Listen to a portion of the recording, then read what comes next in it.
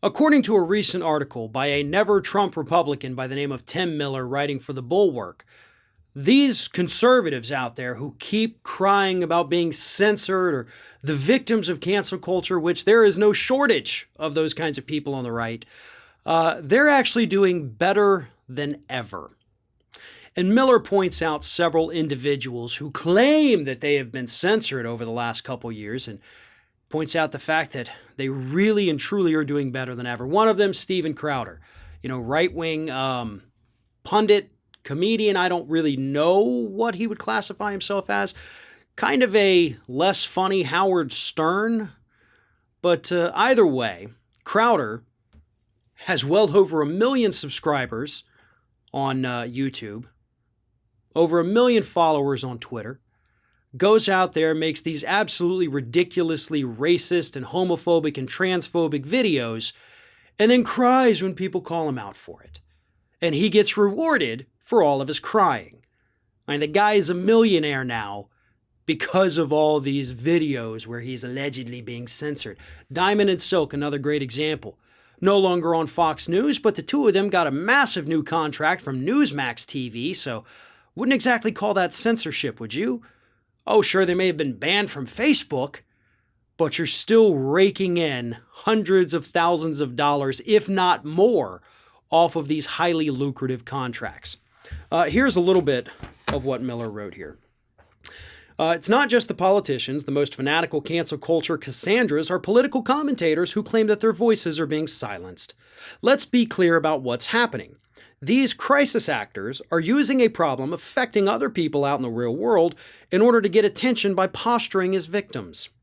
20 years ago, these people would have been sitting at home and writing 5 letters to the editor per day and complaining to the bartender about how they aren't getting published. Today, they're stars. There are victims of cancel culture out there in the United States. David Pakman on Monday pointed out on Twitter 2 of the biggest victims of cancel culture in the last 20 years have been Colin Kaepernick and the Dixie Chicks. Both individuals, or in the case of Dixie Chicks, a music group, that were canceled by Republicans. Let's not forget the Dixie Chicks, right?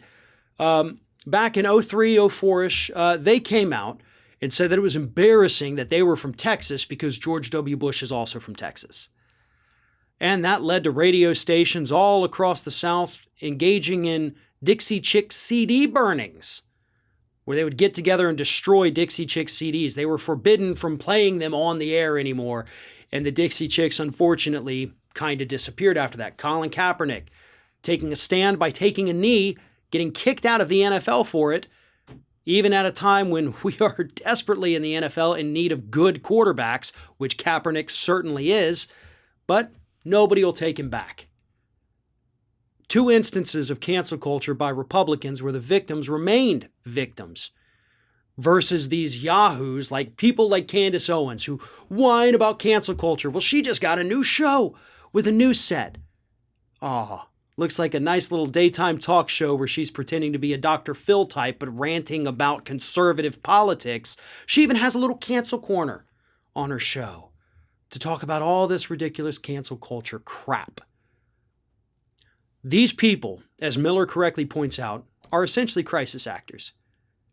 They understand that they can bolster their audience, they can boost their views by whining and crying about allegedly being censored.